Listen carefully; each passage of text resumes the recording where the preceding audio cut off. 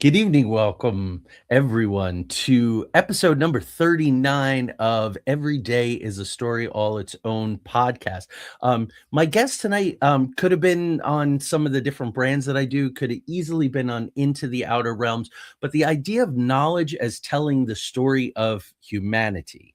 My guest is in the green room. We didn't talk about that before the show, but that's I think where this situates here. That the knowledge that we have, the knowledge that we've lost, quote unquote, which Jack is going to talk about tonight. This is his book, Lost in Time, Our Forgotten and Vanishing Knowledge. The book is doing extraordinarily well. He's been very, very busy on the circuit talking about the book with all kinds of people. And that's wonderful because our knowledge, for all of our technical sophistication, is in a fairly precarious place. I'm going to get this out of the way just right now, real quick, but it really struck me when I started reading Jack's book right away. The fact that cuneiform tablets, chiseled on stone, or on walls, or temple complexes, things like that, have been around for thousands and thousands of years, and we still have them. Sometimes they break, they shatter.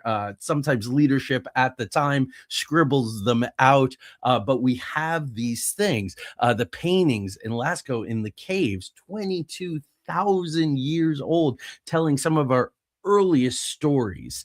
Subtextual, very, very interesting, maybe somewhat supernatural or off-worldly or hallucinogenic, or all different kinds of things, but they survive and we can see them, and they're this great visual mystery. But in all our supposed technical sophistication, VHS tapes and audio cassettes degrade after 30 years.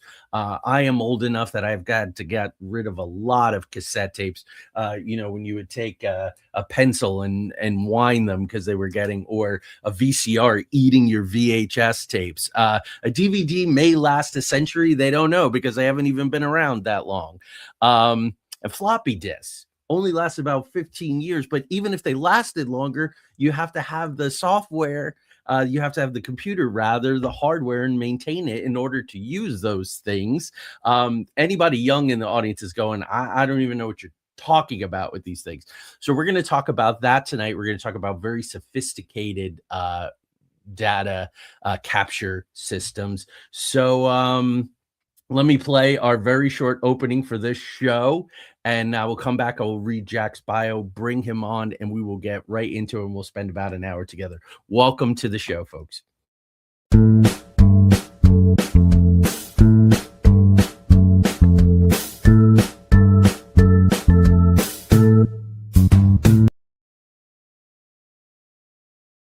And again, knowledge is one of our storytelling mechanisms. So here we go. Jack R. Bialik's 40-year career spans from electrical engineering and project management to biblical studies, with notable contributions to organizations like the U.S. Air Force and the Department of Homeland Security.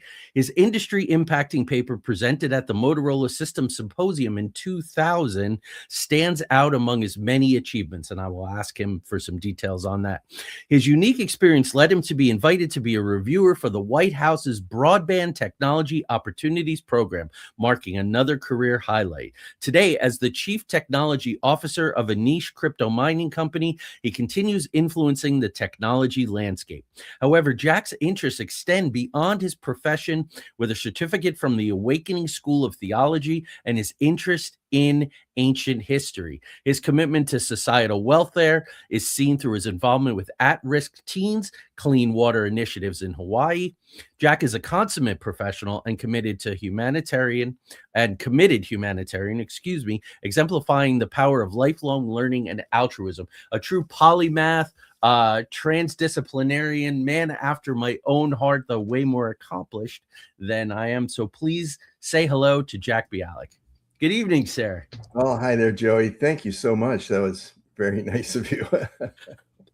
Well, you did all the work. I just reported it, but I love the book. I love these kinds of books. There were so many things that astonished me, and as a researcher, historical educator, researcher, do books that are historical fiction. it's clear that amazing amounts of research went into that. So that's where I'd like to start. So let's start with your career. Very varied. So F-15 aircraft simulation, were you designing software or what were you doing there?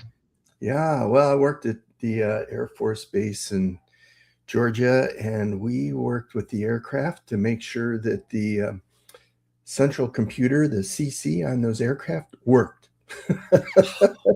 Oh, So, it was pretty important, but we had a simulator there, and we would simulate the aircraft and verify that it would work properly. So it was fun. It was very fun.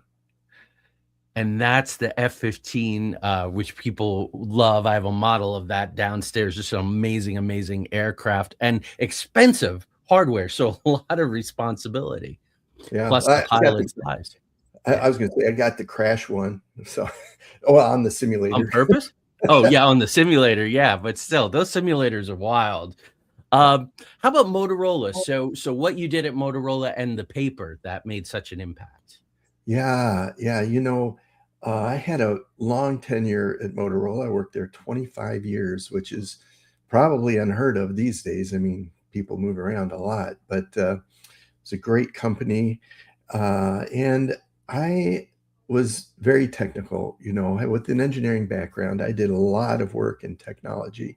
And one of the highlights of my career was writing that paper. And it was a reviewed paper. So it wasn't just, somebody just saying, well, you finished it. It had to be reviewed. So, yeah, and it did very well. So I was quite proud of the work there and the effort that went into it. But it reminds me of the effort put into the book. You know, Yeah.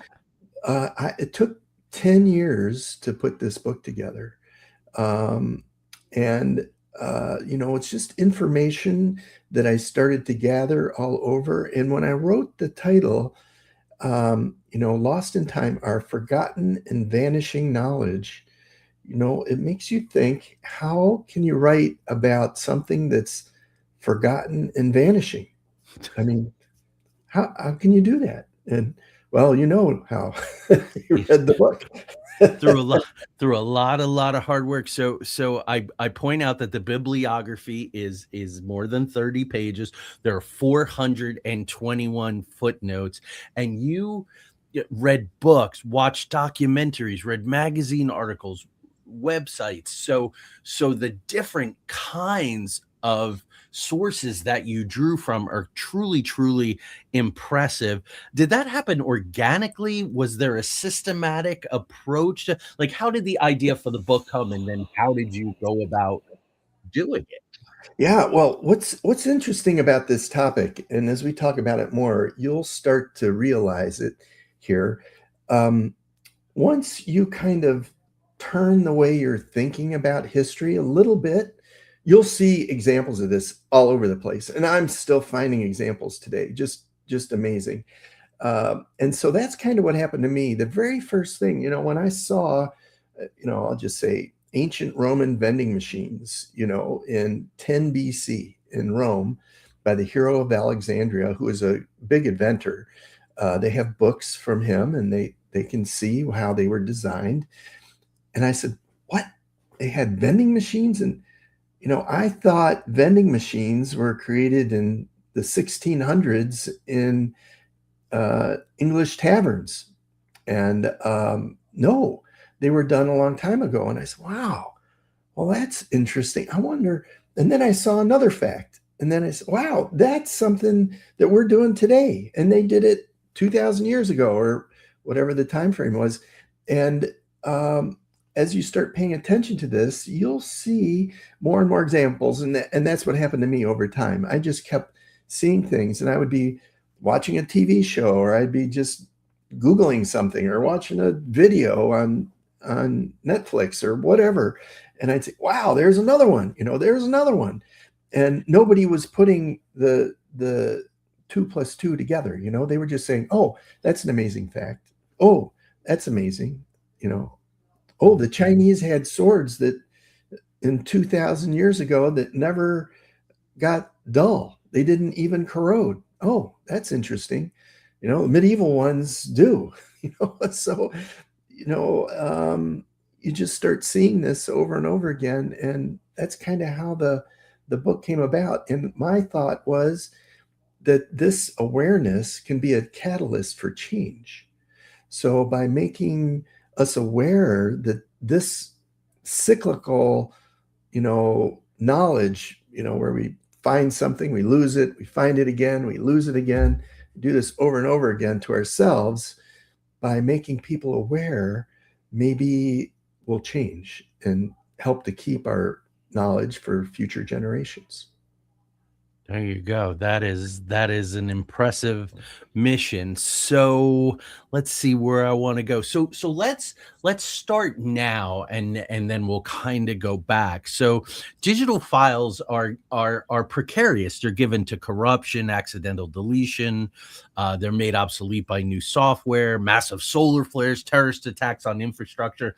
I mean, we're all being indoctrinated with an attack on the grid or the I edit a lot of academic papers, and every once in a while folks will go like one big event and we will lose massive amounts of. And when I was writing, I think I mentioned it, Cloudflare went down when I was writing the review of your book, Yeah, yeah. which really affected a lot of things. So you've been in information technology and telecommunications data for a really long time. Has this always been the case? Has it gotten worse as the technology's gotten more sophisticated but more fragile? Like, how have you, 25 years of Motorola, how have you seen the arc of data storage in your lifetime? Yeah. Well, what's really happened is we're more interested in kind of the wow factor, I'll say, Yeah. or maybe in the money. I'm not sure, but we're more interested in, wow, how much information can I put on this little USB drive or this SSD drive? How much? And then what could I sell it for? We're not thinking about, well, how long is that going to last? How long are we going to be able to, you know, look that up again?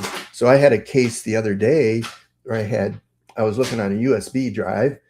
I had 8 of them, and I was looking for a particular photo from, I don't know what it was, 8, 10 years ago. And I plugged 8 of them in to my computer one at a time, and 2 of them didn't even work, you know. Wow. And so I, the point to that is, you don't think about it. It's not in our thought process to think, oh, that picture I might want again. Maybe I should have some redundant copies, or maybe it's really important. Maybe I should print it out. I interviewed the head curator for the Computer History Museum in near San Francisco, and they have all the old IBM computers there, XT computers, and the old Macintosh computers. And he told me an interesting fact, because they use those floppy drives in those computers. And those floppy drives would become brittle and unusable. And so what they do to save the computer programs is they print them on paper. Wow. So they go backwards. Yeah. Yeah. I mean, that's, as an academic editor, there was a journal that I edited for years, two different ones actually. And the editor in chiefs were very old school and they insisted, even in the digital age, as we got more and more and more digital, and now we're editing completely digital, like Yeah. more and more. So everybody's working in the same thing to try to get that information out into the world as fast as possible, which isn't always smart. And they did everything on paper because they said notepads don't crash, paper doesn't crash. And then what I learned from library journals, and if you're familiar with this, I'll be curious to see what the state of the art is on this now. But the acronym LOCKS, lots of copies, keeps stuff Yeah. safe. Yeah. Um, I had a little bit of a heart attack with my external hard drive. So my entire life is on these little boxes, thumb drives up in the cloud. And I had a little power surge and it stopped communicating with with the drive, and I had to but I was like, oh, my entire life is gone. 20 books and 20 plays and screenplays. And I was talking to a friend of mine who's into computers, and he's like, well, get it in the cloud in numerous places. Is that where we're at with locks now? You just have to put it on external, internal cloud. Yeah, well, maybe the cloud is one of your backups, you Yeah. know. Yeah. Yeah, maybe that's one of your options for it. Maybe you use multiple drives, or there's different ways to approach that. But I think the point there is not everything needs to be backed up like that. I Hmm. mean, Hmm. only certain information. And I think if you just think about it, you're thoughtful about it, you'll make a decision based on, how important the information is and that sort of thing, and put it somewhere that you'll have it later. Yeah. I'm just through the research I've done, there are possibilities. We don't know if these things all happen or not, but there are possibilities of things that can happen. I mentioned the Carrington event in the book. A Carrington event is a large EMP, a large electromagnetic pulse from the sun. And, in order for one of these things to happen, the sun has to be pointed right at the earth. And, of course, it's only going to affect part of the earth, but that's okay. We had one of those in 1850. There was a large, very, very large pulse from the sun. And in 1850, we didn't have, uh, cables. We didn't have electric cables or anything like that. But what we did have were telegraph cables and telegraph wires.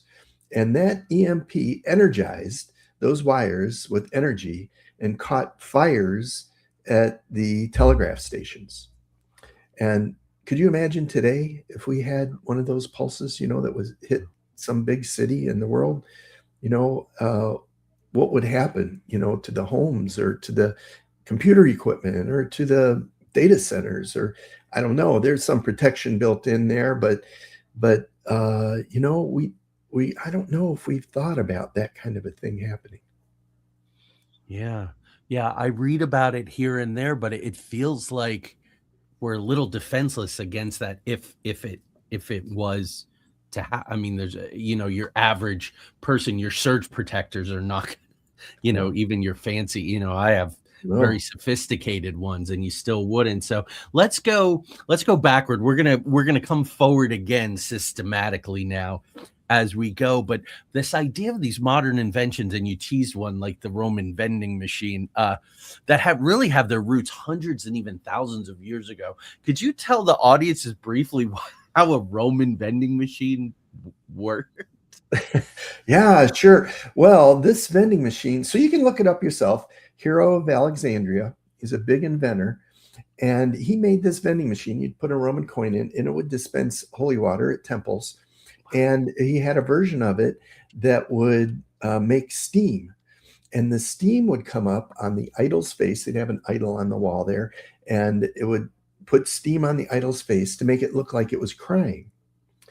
And he did this in order to get more money. Get more, I mean, not much has changed in a couple thousand years, but No, no, no, that's still really a driver. How about cataract surgery in 2400 BC in Egypt? That is just amazing. yeah, well, cataract surgery started in the 1700s, our modern cataract surgery. And at that time, they had to tie a person down to the chair. And the reason for that is that your eye has more nerve endings per square inch. Your cornea of your eye has more nerve endings per square inch than any other part of your body. It's very sensitive. If you get a hair in there or a piece of dust, it drives you nuts until you get it out. So that's the way they started in 1700s, and eventually I think they developed cocaine eye drops, to numb the eye and made it a little bit better procedure. But if we go back to 800 BC, we see that Shushruta, a physician in India, very famous physician, he was responsible for all kinds of things, but he did cataract surgery as well. And we go even further back, the Babylonians in 2200 BC did cataract surgery, and the ancient Egyptians in 2400 BC.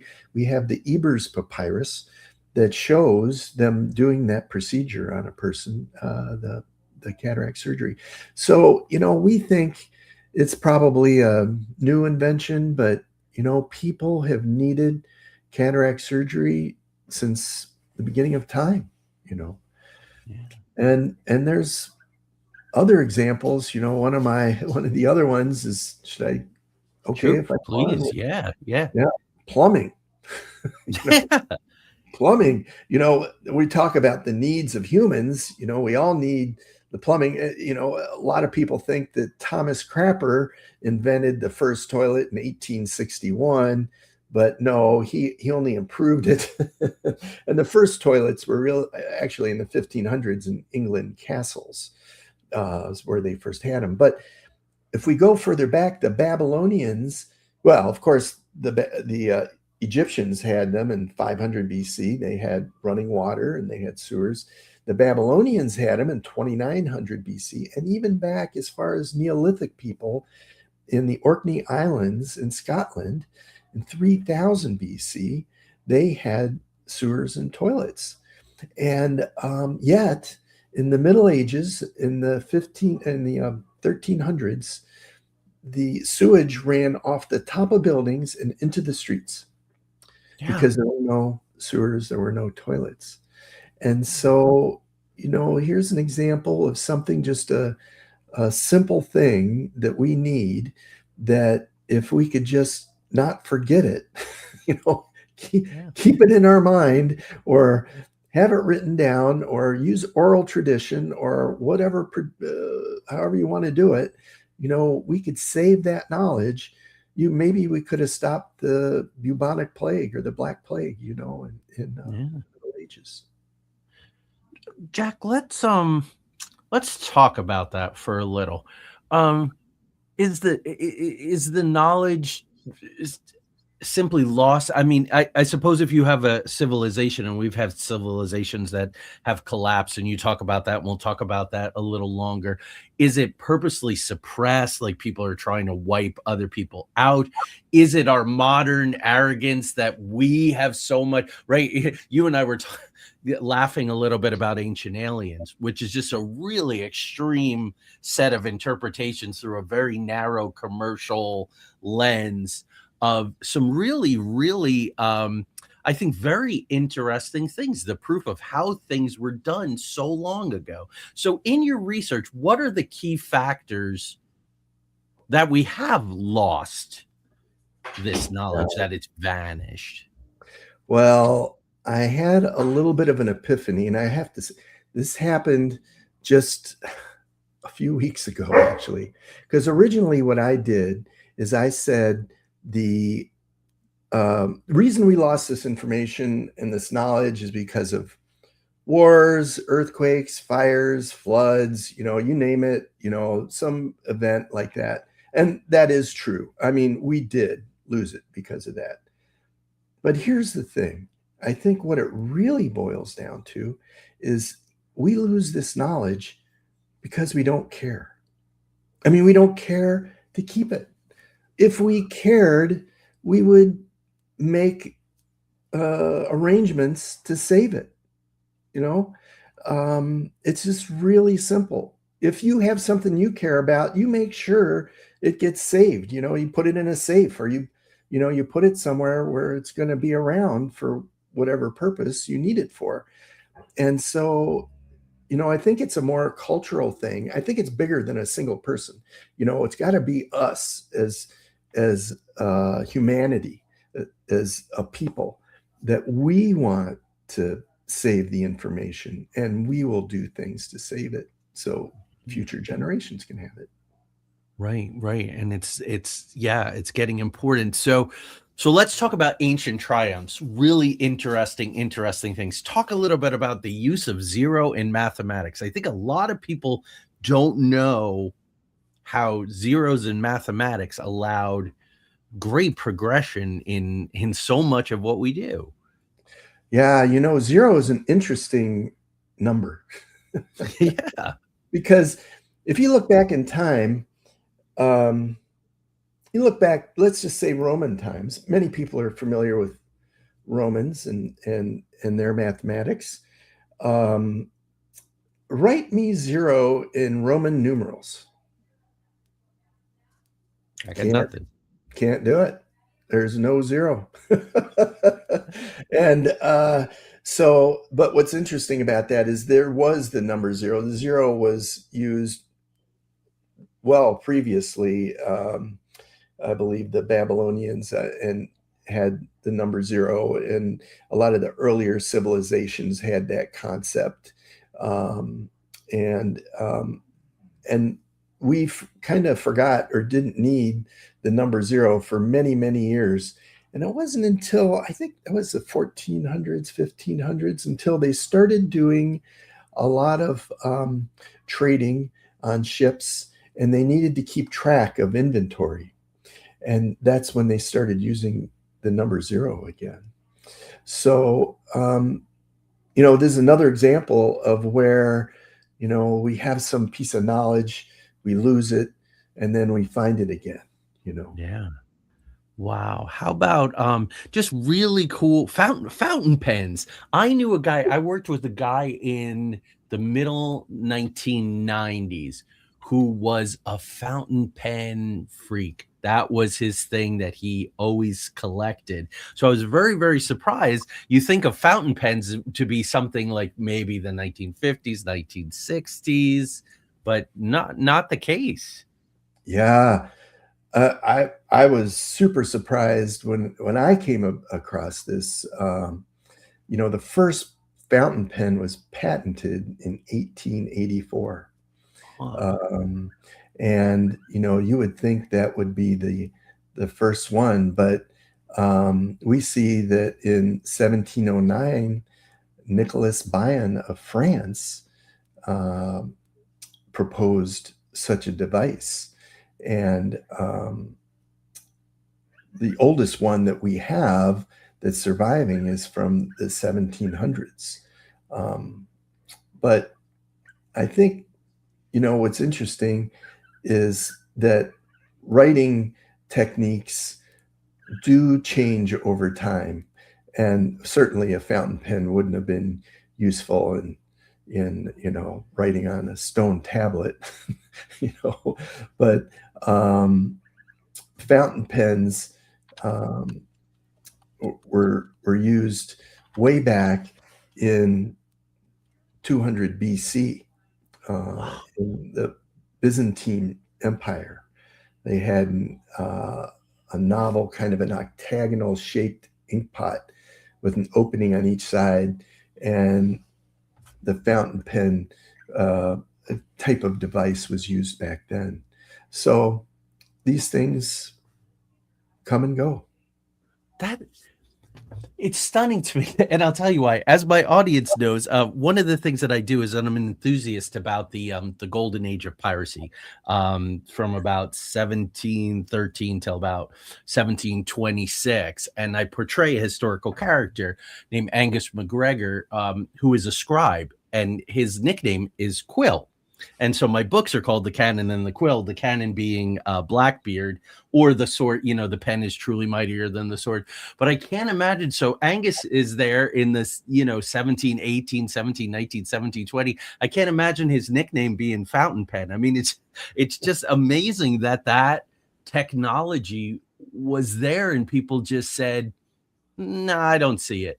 No, we don't need it. We'll keep going with our quill pens. We'll just dip them in our pots and sharpen the quills." And that is just amazing. How about celestial globes? Incredibly complicated things.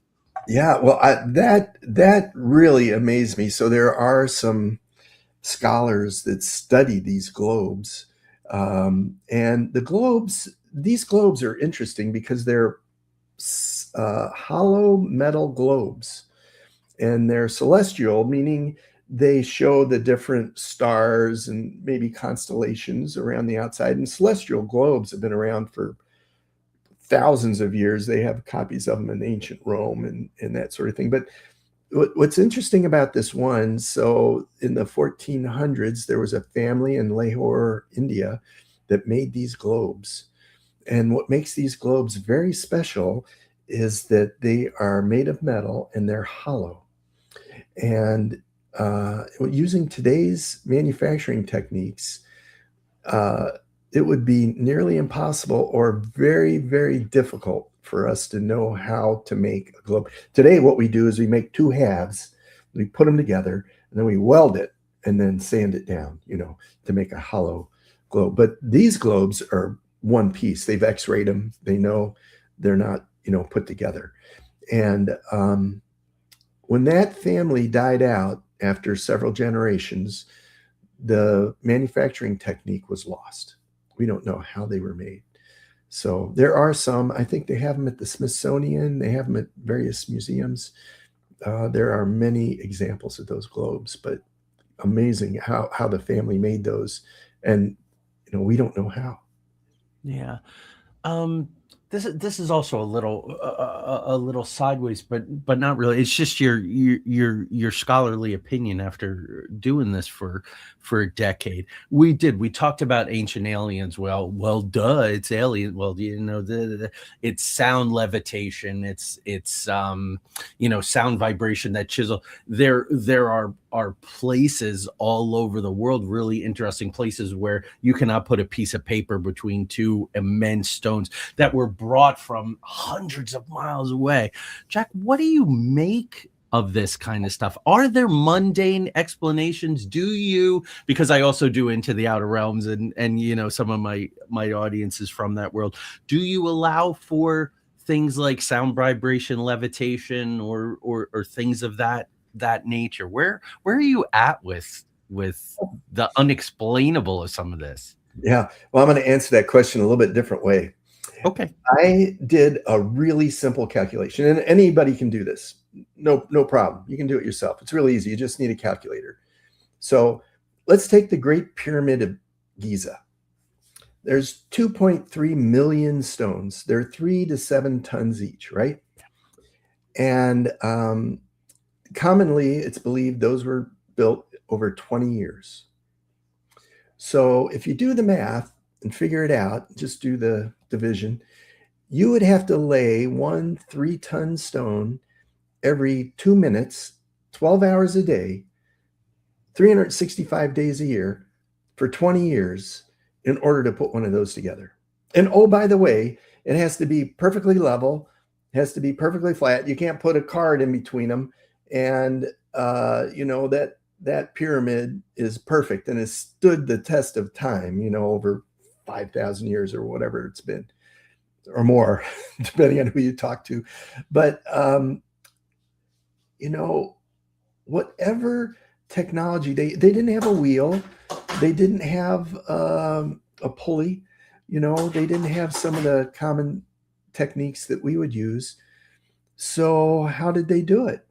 Well, there's a lot of conjecture, and there's a lot of good, ideas. They use hydraulics, they use a ramp that goes around, different ways of doing it. All good ideas. Well, they used aliens. I mean, maybe, but I tend to think really what happened was we did it using a technology that was lost, plain and simple. It's been lost. And someday maybe we'll find a storehouse of knowledge, or maybe we'll find a text someplace, or some writings that'll give us a hint as to how that was really done. Yeah. Excellent question. Or excellent answer. I expected no less.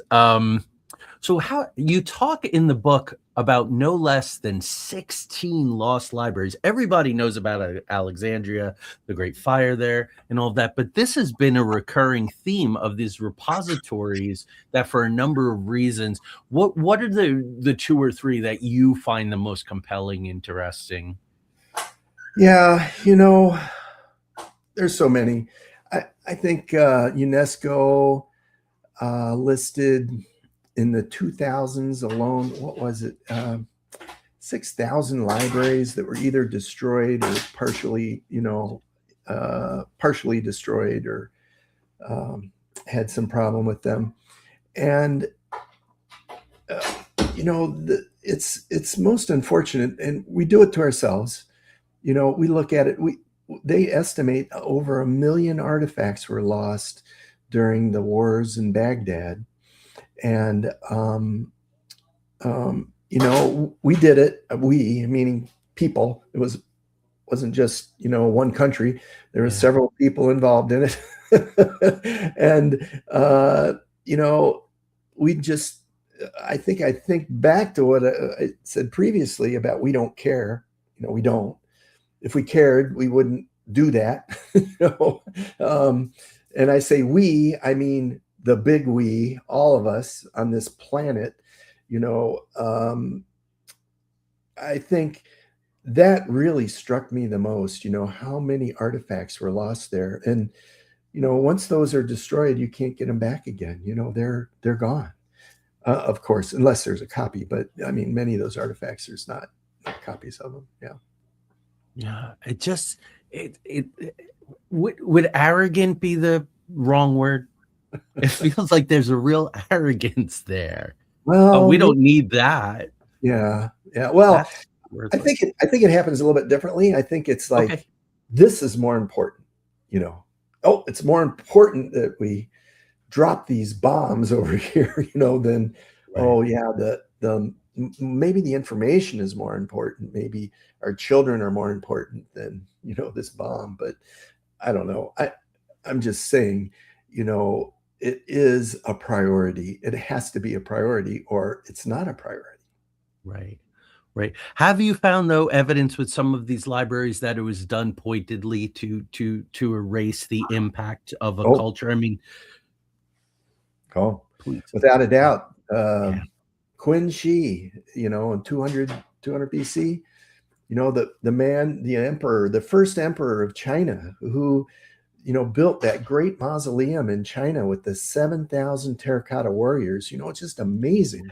You see Yes. pictures of that. It's just phenomenal what they did there. And, he at one point said, you know what? Nobody can have any more books or scrolls or anything written. No more libraries. We're going to destroy all the libraries except for mine. And if you're, of course, and if you're found with any kind of a scroll or book or writing, we're going to tattoo you on the face and send you to work on the wall of China. So I mean, and there's lots of political examples. You can look them up easily. That Yeah. where you know politicians have Made yeah, the politicians have destroyed libraries and burnt books, and yeah. Yeah. Oh, yeah, yeah, all of that kind of stuff. Knowledge truly being power. Now, another thing that you cover is the entire vanishing of civilizations. You and I share in common a fascination with Göbekli Tepe. Oh, What do you what again, it's going back, but maybe not such a big broad question about is there more going on here that meets the eye? But why is it important for us to study and be aware of these lost civilizations? Why do they matter? Why should we care? yeah. Well, I think that's really the big picture. The big picture is understanding that, hey, we've been around a long time, and look at these inventions. Who knows what inventions there were that we've just lost totally? No remembrance of them at all. Kind of brings up the Neulich manuscript. Yeah. That is an interesting manuscript. That's kept. They have a copy of that at the museum at Yale University, Yep. and scholars have studied that manuscript. Linguists, scholars, you know, different people that study that sort of thing. And the interesting thing about it is that they've been able to do tests on that script that's in that book, and they know that it's a real language. Like there's a certain law that languages follow in terms of how often certain letters show up and how often certain words show up and that sort of thing. And it follows the law exactly. I think it's called Zipf's law. And, you know, we don't know what that text says. Lots of people have tried it. There's been a lot of discussion about it, but we don't know what it says. I mean, here's an example of knowledge that we lost that is right in front of us, and we can't decode it because, we've lost the bridge. Yeah, folks, 2 or 3 years ago, I did an entire episode on the Voynich manuscript. I have it here. I've looked at it. I've looked at the illustrations. I've considered and how it changed hands. Like the Jesuits had it for a while, and there were various very powerful aristocrats that had it. Absolutely fascinating. And as of a couple years ago, we're really no place closer to cracking it. No. Fascinating. I'm really glad you brought that up. Yeah. Yeah, I went to a webinar at the Getty Museum just a few months ago on that very topic, and no, they don't know. Yeah, no, I know, and the theories are absolutely fascinating.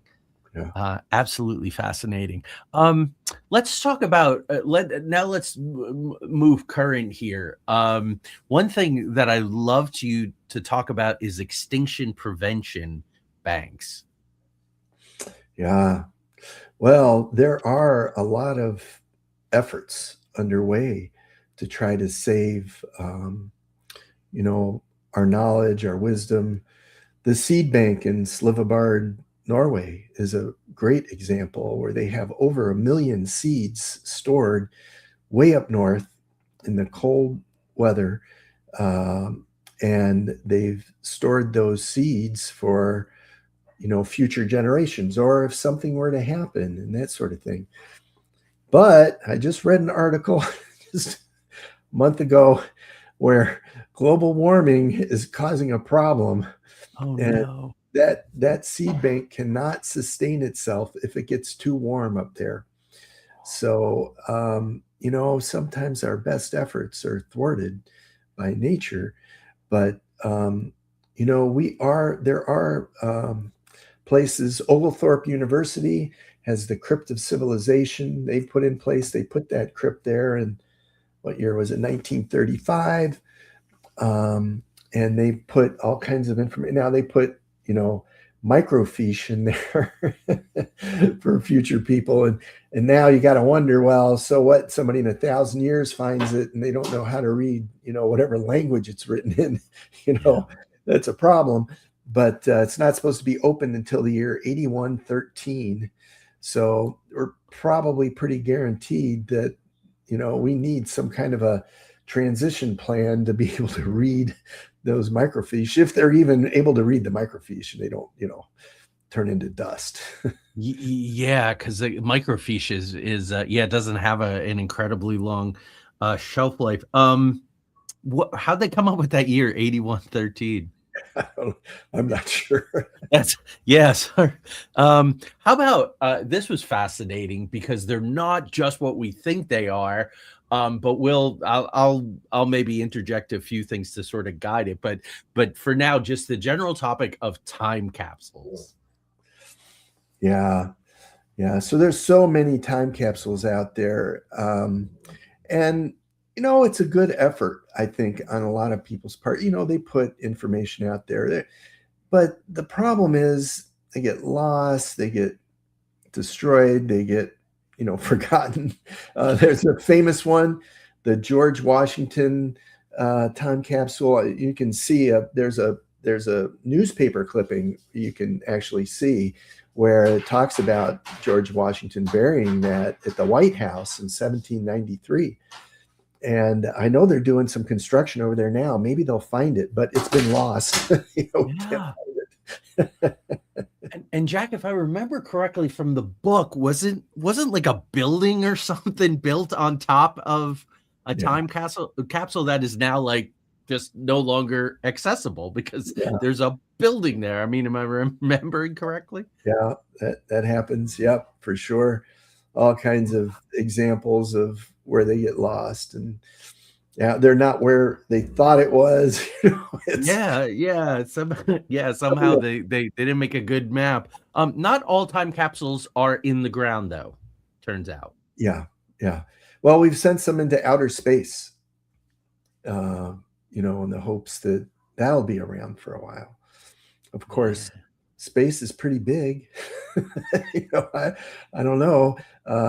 Could it fall out of space? But we have sent time capsules into space, and uh, rather interesting, I think, to see, with DNA from some of the people that wanted to save, I guess, their life. I'm not sure why they would want to do that necessarily, but even the things we've sent into space, into the International Space Station, um, is that a good record? Is somebody really going to be able to use that for something for the future? I'm not sure. We sent discs up there with information that very, very small, printing uh, to save it for a long time. It's hard to know if that's really the right solution for a future generation to find. Right, right. There's very interesting, this is a little sideways, but it's very, very interesting. I edited a paper recently. There are some stunning technologies that they're using with pulses and other kinds of things as an alternative. Same thing you're saying, like we send this stuff out into space, right? There's been the SETI array, and how do we know, that it's going to be translatable? What they sent on, was it Voyager? Oh, Had the yeah. disc and the different things, the music, the math. Um, so they're really thinking outside the box with tremendous, tremendous technologies, pulses and frequencies and different things. I find all of it interesting. The effort that is being made. I'll just ask you personal, your own. Do you believe that there's other intelligent life out there in the universe? I would say without a doubt there is. I mean, there's too much evidence for it, and it's just common sense. I mean, I Yeah, think there has to yeah, be. yeah. After all. So these efforts are well worth it to Yeah, try. Yeah, yeah, to and they have their rules. They don't want to. You think about Star Trek. How they had rules. Where they wouldn't interrupt culture or let them go their own way until they reached a certain level. And certainly if they wanted to come in here and zap us, they would have done that a long time ago. feel the No need same to way. wait till tomorrow to do that. I mean, they Yeah, could have really done that. So I think we're just kind of, if they're right around us, they're just letting us live our life, letting yeah. us go do our thing. See where we go. So let's talk about that a little. Two chapter titles, I guess. The Digital Dark Age, which we kind of covered that. Um, but then you really end the book on a helpful note and you talk about our bright future. And we need that from wise, learned, committed people like yourself. I'm doing a whole series of Mary opened up the Akashic records last week with what happened in Minneapolis. Everybody's very upset and found out some very interesting things about human evolution and where we're going. What makes you believe that our future is bright? Well, you know, we have a way, although if you look back over time, we've had some, dark times, we've had some tough times, that we've gone through. But, as mankind, we find our way. And I'm just hopeful. Maybe somebody called me an eternal optimist the other day, but um, I mean, you just look over time. I mean, we have found our way, and sometimes we'll go down. We'll have a tough period. Be in the Middle Ages, not too good. and then we come back and we do pretty well. And so I think it's just the cycle. We just go through these cycles of learning. So with that, I just want to talk a little bit about knowledge and wisdom. You Yeah. know, what we tend to do is turn our knowledge into wisdom. It's like I always talk about the difference, like a child, and you tell them, now don't touch that stove because that stove is hot and you're going to burn yourself, you know. And the kid says, well, he has the knowledge. He knows the stove is hot. He knows you told him he's going to burn himself. But what does he do? He goes and touches the stove and then he burns himself. And now he's wise. He will not do that again. And I Right. think that's the point here is that, as we approach our cycles of learning as a culture, as a world culture, that we will get smarter and smarter, and we may burn ourselves a couple times, but in the end we'll say, hey, that hurt, I'm not doing that again. you know Yeah. There you go. Very wise. And to back that up, you not only talk the talk, but you walk the walk. So please take a minute to talk about some of your humanitarian work. oh yeah, yeah, I've spent quite a bit of time. So um, I spent time in Haiti. It's the seventh poorest nation in the world. I went there and helped install water purification systems for schools for deaf children, schools for deaf children who were parentless. Such a sad state of affairs.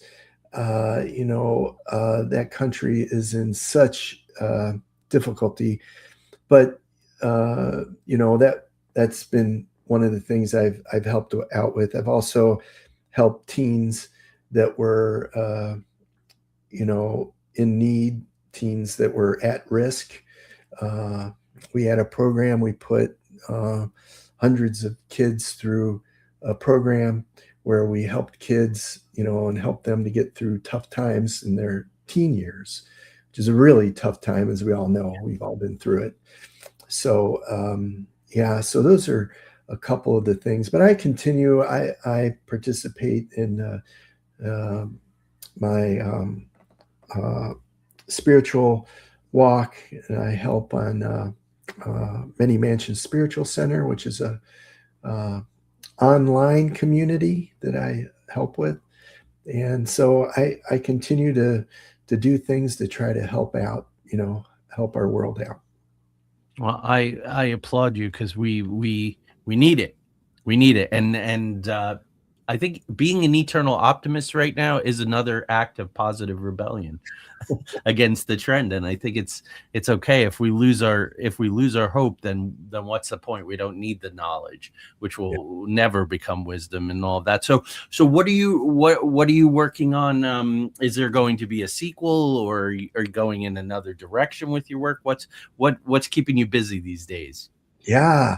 Well, I am looking at making another book, follow on to this one. And I'm also collaborating with Mary Medeiros on a book. We're going to be looking at megaliths and monoliths, both above ground and underground, and trying to make some sense out of what were these ancient people doing. I mean, why were they building these? Why did they build these structures? Why? I mean, there must be a purpose to it. I think, we're going to look and see if maybe there's some way to help with healing, maybe healing the earth. The, Yeah, the earth needs help too. there's yeah. there's problems here. So yeah, so those are kind of my next two forays, I guess. That's that's very exciting. Mary was on the show for the second time yesterday. I mean, last week. I'm sorry. Um, that's two very powerful toolboxes to bring together on something that's very important. I've been really curious in Stonehenge and some of these other monoliths, what they're made out of. Right, the silica content and things like that, and I'm very interested in sound frequency, sound healing, those kinds of things. So I very selfishly am very much looking forward to that work, and I hope you'll hopefully come on Yeah. together to talk about that. Yep, we'll be back. Uh, that would be wonderful. So, one question before I ask you your information, so people could get in touch with you if they'd like to. There is a question in the audience I find interesting here. Did artificial intelligence exist in the past? Uh, well, um, of course, we don't have specific examples of that. However, I do want to point out something interesting about artificial intelligence. When we first started out and we started the written word and we started, putting papyrus scrolls together and books, the great scholars and philosophers of the time thought that was the end of it. That was the end of humanity because we didn't have to remember anything again. It'd be written down. And so Mhm. you didn't have to use your mind, you know. And if you think back not too long ago, when the calculator came out, we thought, hey, this is going to destroy schools. What are the kids going to learn? They're not going to know how to do math anymore. This is going to be terrible. Well, that's not what happened at all. I mean, that's not what happened with books either. I mean, we really took off once we got the written word, and then we got books, and then we got calculators, and we were able to do math faster. And then AI is coming, and maybe it's just another progression in our expansion to help us progress better and faster. There you So, go. has it been done before? I mean, it's possible, in some form. There are other computer equivalents. There's analog computers like the Antikythera device found off of Greece. Um, that is a very sophisticated device that they're still analyzing and finding that it does certain calculations about movements of the planets and that sort of thing. So I think it's maybe a case we just haven't found it yet. But I don't think the people back then think like we do. I mean, we have a certain basis that we think on and think about. And the people back then thought very differently than we do now. So whatever they did, was a different direction than the one we're taking. Yeah, uh, I'm tangentially involved in a project that involves quantum computing. And Mm. when that really finds its legs and gets going, that's another potential paradigm shifter, Oh, um, without a that doubt. that could really, really elevate the game, and it's very interesting. Just I know we're at the bottom of the hour here, but I always like to ask people a lot smarter than myself. I asked some questions of you tonight that you gently reframed, and that's the whole point. I'm learning, and hopefully the audience is learning too. But I really feel like there is this really considerable gap between morality and technology that makes a lot of this stuff kind of dangerous. Do you see that? And what's the remedy in Yeah. your eyes? Yeah. Well, I think, we touched on it slightly. Wisdom.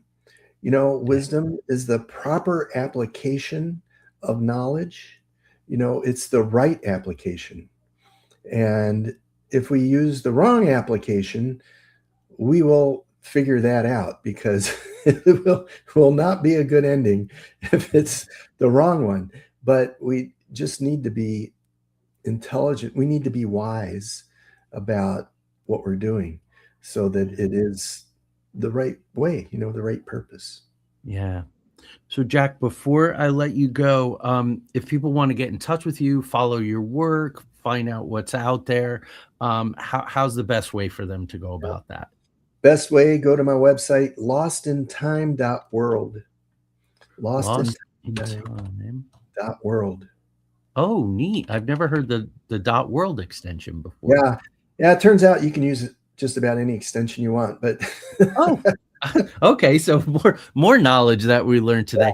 That's terrific. So I want to say thank you for your time and thank you for your wisdom. and your Yeah. knowledge. And yeah, please keep in touch as these projects develop. If you want a forum and you'd like to come back, I would absolutely love that. All right.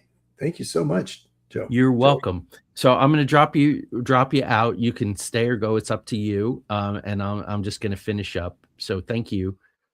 All right, everyone. That was an amazing hour. I loved it. And please, if any of this stuff, all of this stuff interests you, go and get this book. It's wonderful. It's essential to my library. Um, and I'm going to put it on the shelf with some other books that are very important in the subject matter to me.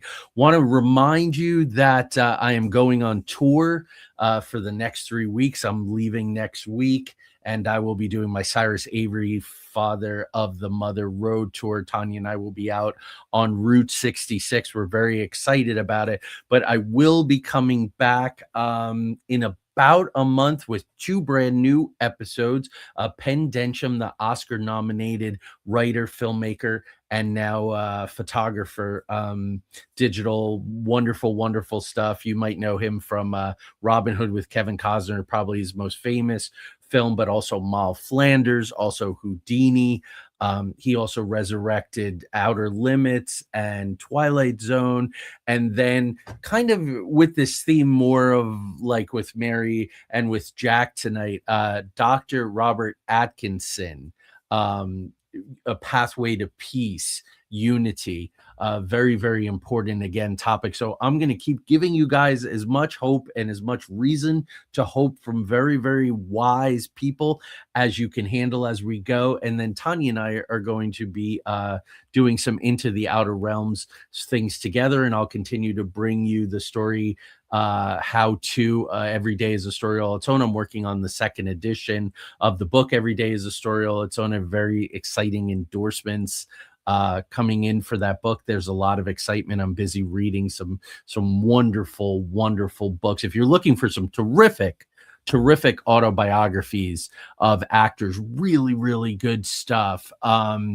Val Kilmer's is amazing and spiritual and wonderful. Al Pacino's was absolutely terrific. Everything you expect from Al Pacino and more. And theater people out there, Al is even more of a theater person, really, than he is a film person, really, at the end of the day. So it's wonderful in his 83 years of his life to look back on what he learned and the roller coaster ride of his career.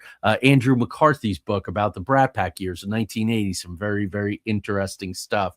Richard E. Grant, I just finished his first book from the early 2000s, and now I'm reading his book about his journey with his wife, who had stage 4 cancer and died in 2021. A very interesting book. So just want to put that out there for you guys. And Brian Cox's book, Everything You Expect of a Good Scottish Man. He doesn't hold anything back, I'll tell you right now. He tells you how it is about everyone. Sometimes he's right, sometimes he's wrong. But his wisdom, again, a guy very deeply entrenched in the theater, a very wise guy. So that's what I'm up to, and I'm going to be sharing some of that knowledge in the second edition with you. Looking forward to Tim Curry's book, and Saturday, Anthony Hopkins' book, We Did Okay, Kid, arrives, which is near and dear to my heart for some personal reasons. So there you go. I'll see everyone in about a month, but definitely follow all the social media, see what we're up to on Route 66 and the Cyrus Avery Route 66 performances I'm going to be doing 2 weeks in the schools. And I'll see you soon. Thank you all for your support, and good night.